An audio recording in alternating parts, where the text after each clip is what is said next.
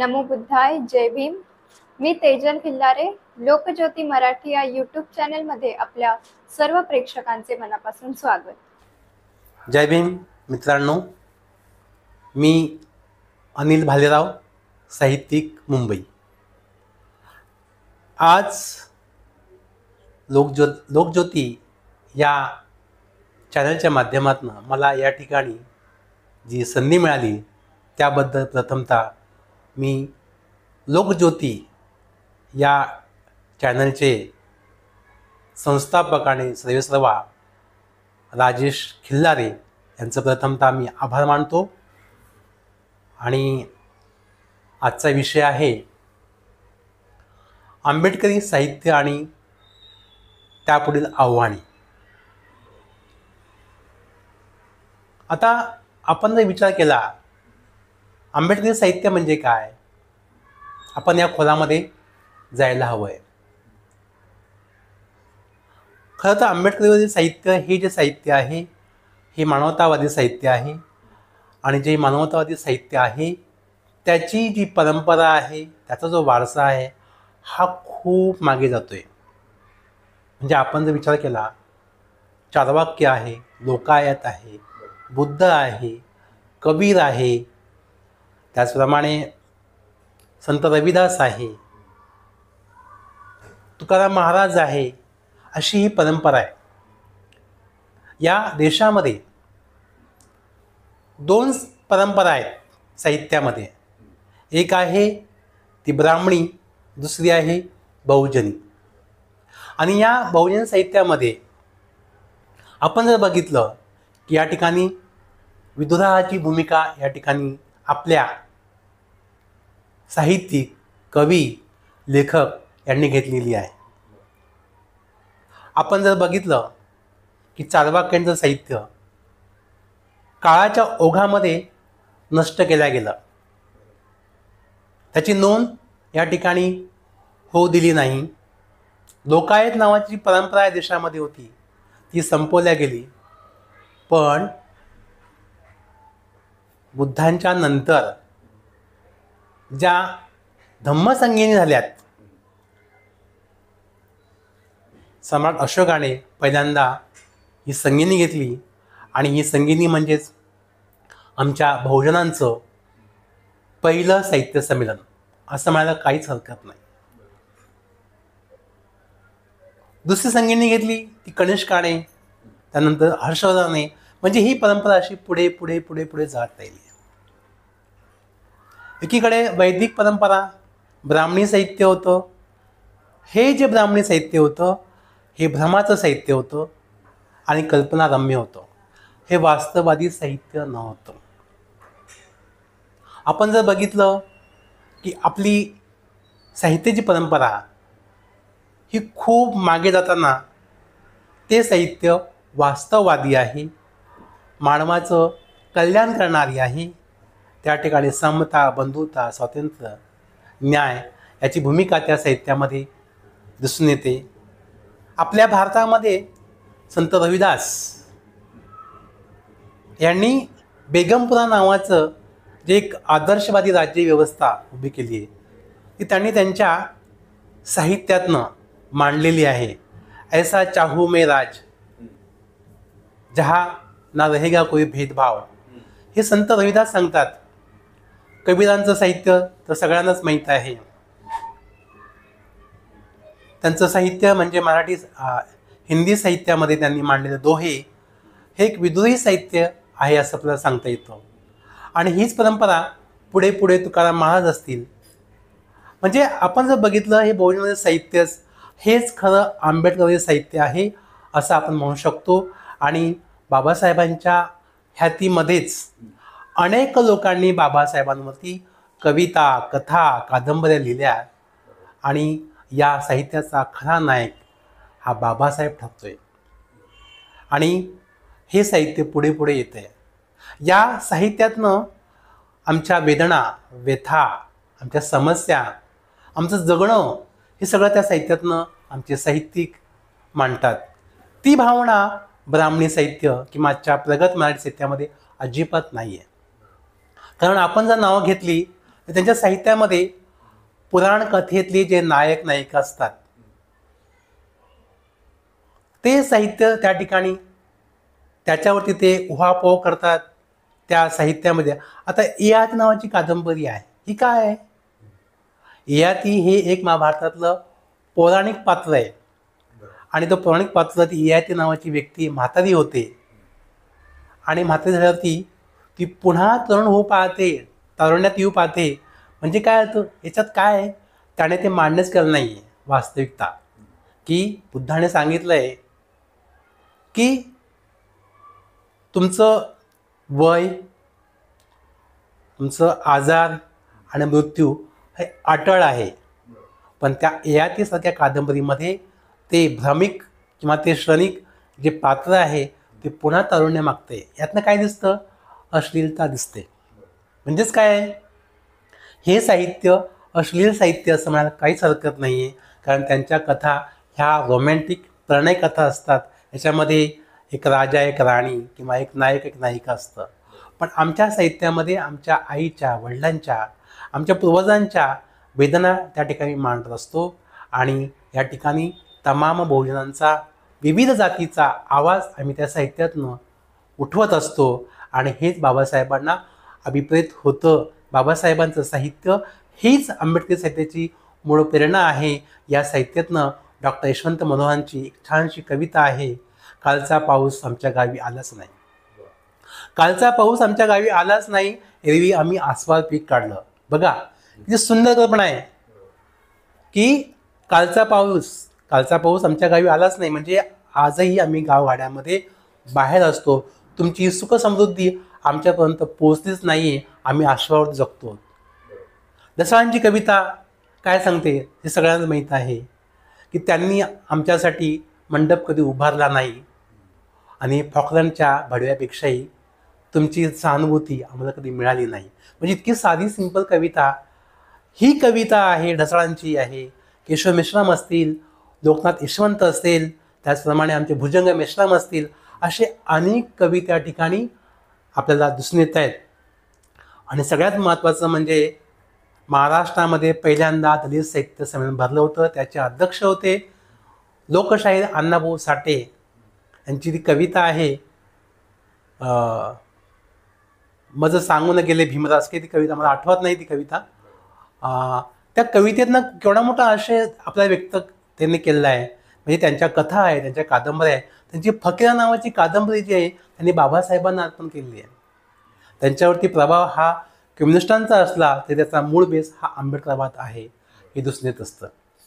म्हणजे आमचे अण्णाभाऊ साठे असतील, आमचे भुजंग मेश्राम असतील, डॉक्टर गंगाधर पानतावणे असतील, दया पवार असतील, असे अनेक साहित्यिक आमच्यामध्ये आज घडून गेलेले आहेत. आणि ही परंपरा आता नवी पिढी जी आहे ती घेताना दिसते आहे. आज साहित्यामध्ये अनेक नवीन नवीन कवी, नवीन नवीन कथाकार, कादंबरीकार तयार होत आहेत. आमच्याकडे योगीराज वाघमारे असतील, त्याचप्रमाणे लोकनाथ यशवंत असतील, वामनराव ओहोळ असतील, यांचे अप्रतिम असे कथासंग्रह आहेत, कादंबऱ्या आहेत.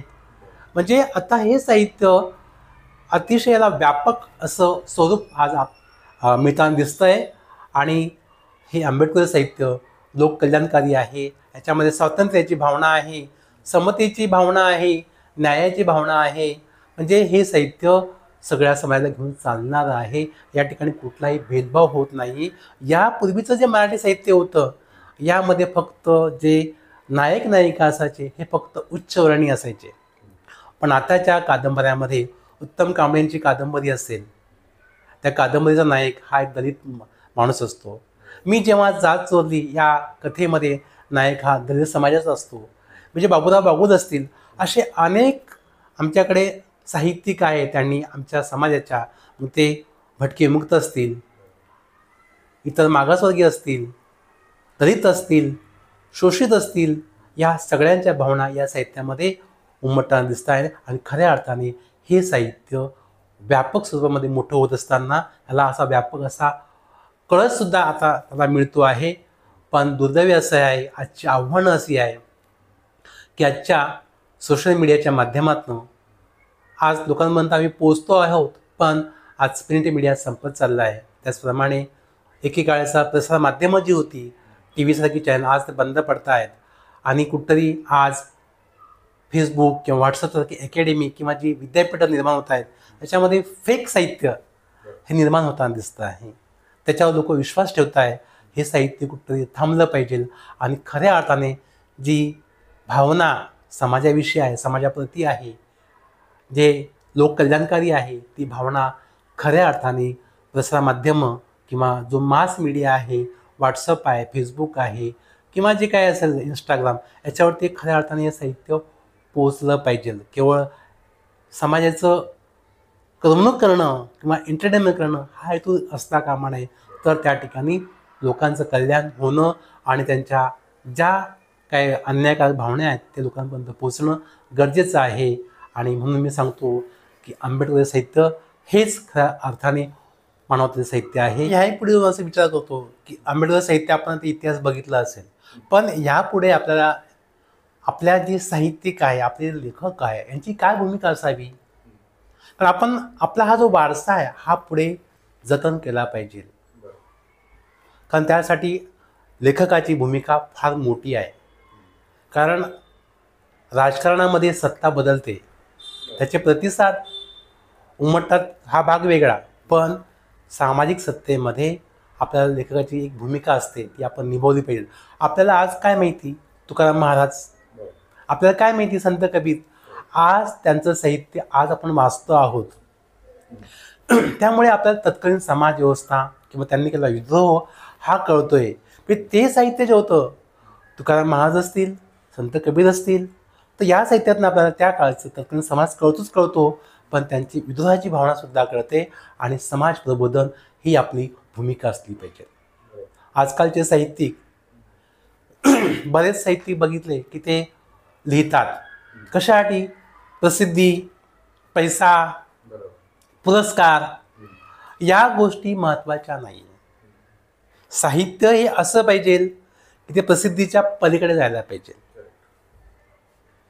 पैसा त्यातनं मिळेल की नाही हा भाग वेगळा, पण प्रसिद्धीसाठी तुम्हाला स्वतः खूप अभ्यास केला पाहिजे. आपले जे ग्रंथ आहेत ती अभ्यासली पाहिजे. बाबासाहेबांचे अनेक ग्रंथ आहेत. बाबासाहेबांचे जवळपास 22,000 पेज एवढे ग्रंथ आपल्याकडे आहेत. आपण त्यातली प्रत्येक गोष्ट वाचली तर आज आपल्या समाजामध्ये किंवा बहुजन समाजामध्ये किंवा भारतीय साहित्यामध्ये जे क्षुल्लक असे गायक तयार होतात, काहीतरी सांगतात, त्याने प्रबोधन होतं तात्पुरतं, पण त्या प्रबोधनातून तुमचा जो बदल आहे, परिवर्तन, तो होत नाही. कारण मान्यवर कांशीवर म्हणतात की सत्ता येतील जातील, पण सामाजिक परिवर्तन होणं हे आपलं मुख्य ध्येय असलं पाहिजे. त्यासाठी आम्ही सगळ्यांनी साहित्यिकांनी फार महत्त्वाची भूमिका बजावणं गरजेचं आहे.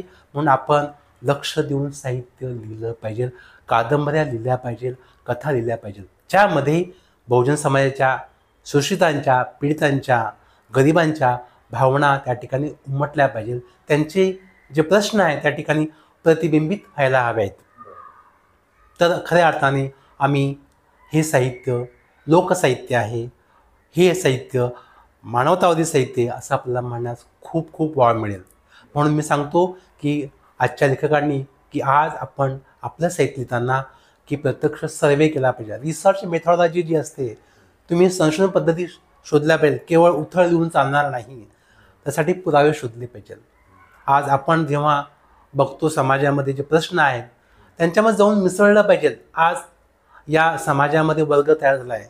आज जागतिकीकरण असेल, खाजगीकरण असेल किंवा जे आज सरकारीकरण जे थांबल्या गेले, म्हणजे खाजगीकरण आहे किंवा जागतिकीकरण आहे, या ठिकाणी नवीन समस्या तयार झाल्या आहेत.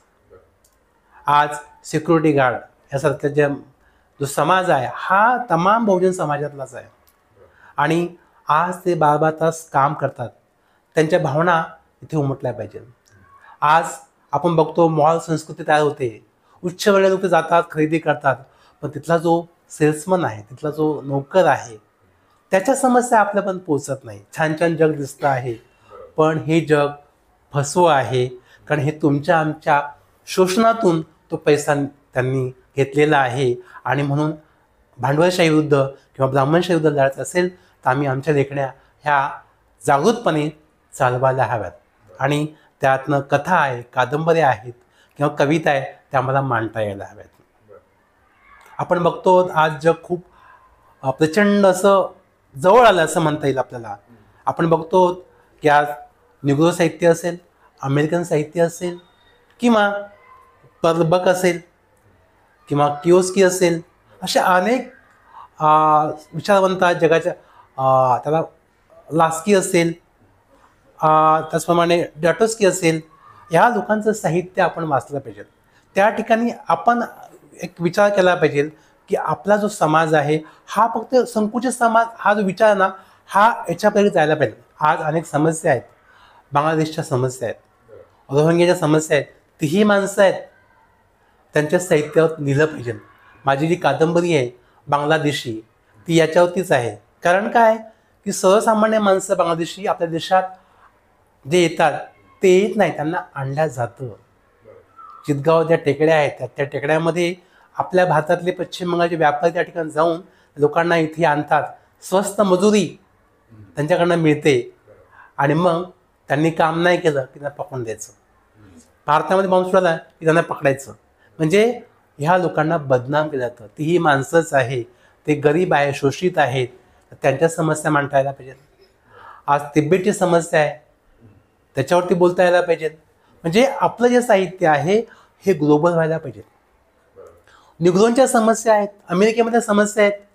आज आपले अनेक भारतीय लोक आहेत की ते जाऊन राहतात स्कॉटलंडमध्ये, अमेरिकेमध्ये, लंडनमध्ये. त्या ठिकाणी त्यांच्या समस्या काय आहेत तेही आपलेच आहेत. कारण जसे आपल्याकडे भय्ये येतात ते भय्ये तसे आपले भारतीय लोक त्या भय्ये ठरतात. त्या ठिकाणी वर्णभेद आहे, त्यांच्यामध्ये त्यांना कमी तुच्छ मानलं जातं. म्हणजे ह्या ज्या भावना आहे शोषित पीडिताची समस्या त्या ठिकाणी मांडता येईल. त्याच्या कादंबरी येईल का हा विचार आपण केला पाहिजे. कारण आपण फक्त छान छान साहित्य चालणार नाही, एक हिरो एक हिरोईन प्रेम हे असं नाही आहे. साहित्य म्हणजे काय, यातनं प्रबोधन व्हायला पाहिजे, लोकांच्या समस्या सुटल्या पाहिजे आणि आपण अजूनही याच्या पलीकडे जाऊन काय त्या साहित्यामध्ये विज्ञानवाद कसा येईल तो बघायला पाहिजे. कारण यापूर्वीच्या ज्या कथा कादंबऱ्या होत्या या कथेमध्ये चमत्कार दिसतात, भ्रामक कथा दिसतात की त्या वास्तविकदृष्ट्या आपण जर त्या रिसर्च केला तर त्याचं कुठेही आपल्याला मागून दिसत नाही आहे. तर आपल्याला विज्ञानवादी साहित्य कसं येईल ते बघता येईल. आज आपण बघतो की अनेक ठिकाणी चमत्कारिक कथा आज लिहिल्या जात आहेत. ब्राह्मणी साहित्यामध्ये अनेक लोकांनी लिहिलं असं सांगायचं तात्पर्य असं की एक जैन नायिकांच्या कथा आहेत. आता या कथा काय सांगतायत, या कथेमध्ये जर बघितलं ते आहेत सायंटिस्ट पण मांडतायत सगळं पुराणकथा. म्हणजे कधी आमच्या काळामध्ये हे सगळं होतं, ते सगळं होतं, वेदामध्ये हे होतं ते असं सांगतात. पण मलाही सांगायचं आहे की हे सगळं होतं मग आमचा देश मागे का पडला. आज इंग्लंडमध्ये ज्या कथा आहेत त्या कथा विज्ञानवादी आहेत. आपल्याला सांगायचं म्हटलं तर मला एक आर्ची नावाचा लेखक आहे, कादंबरीकार आहे. लंडनची लोकसंख्या जवळपास मला वाटतं 10 ते 15 लाख असावी. पण त्या लंडनमध्ये आज आर्ची नावाच्या लेखकाच्या जवळपास 80 लाख प्रती खपतात. आणि आमच्या भारतामध्ये जे साहित्य वास्तववादी असतं ते साहित्याची 1000ची कॉपी खपत नाही आहे. का? कुठतरी ह्या घटनांचा आपण जर आढावा घेतला, कुठतरी ह्या कथा भ्रामक असतात, कुठे कल्पनारम्य असतात किंवा कुठेतरी पौराणिक कथेचा भेसळ केलेली असते. आपण जर बघितलं एक कादंबरी मला आठवते वि. स. खांडेकरांची, त्याच्यामध्ये तो नायक क्रूंचवन नावाची कादंबरी आहे.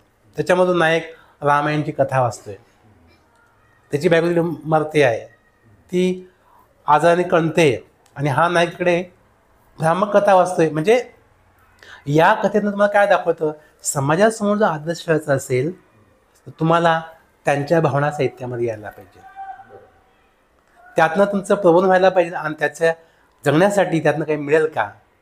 ह्या कथा कुठे आहेत, ह्या सगळ्या कथा आमच्या अण्णाभाऊ साठेंच्या कथा कादंबरीत सापडतात. आमचे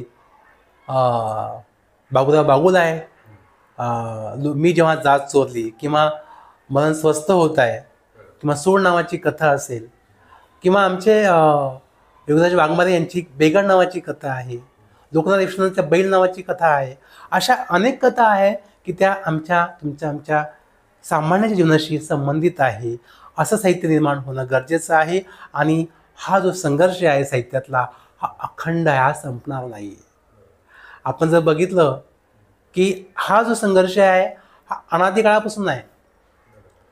मेसोपोटेमिया असेल, बार्बियन संस्कृती असेल, सिंधू संस्कृती असेल, तिथून हा संघर्ष म्हणजे आपल्या जीवनातला संघर्ष हा कधीच संपणार नाही आहे. की त्याच्यासाठी आम्हाला संघर्षासाठी, त्याच्या विरोधात आवाज उठवण्यासाठी आमच्याकडे आमचा पेन, आमची कलमं उठली पाहिजे आणि त्यामध्ये आमचं तुमचं सगळ्यांचं प्रतिबिंब उमटलं पाहिजे. म्हणजे खऱ्या अर्थाने ते साहित्य लोकोपयोगी होईल आणि त्यातनं समाजासमोर आदर्श जी व्यक्ती आहे ती देता येईल. आणि असं जर बघितलं, आपली ही भूमिका निभवताना आम्हाला समाजाचं, देशाचं, आर्थिक व्यवस्थेचं, राजकीय व्यवस्थेचं भान ठेवणं गरजेचं आहे. आणि या माध्यमातून साहित्य फार मोठी भूमिका आपल्याला बजावताना दिसतं. एवढं म्हणून मी थांबतो. जय भीम, जय भारत. आमचे असेच नवनवीन व्हिडिओ पाहण्यासाठी आमच्या YouTube चॅनलला सबस्क्राईब, लाईक व शेअर करायला विसरू नका. धन्यवाद.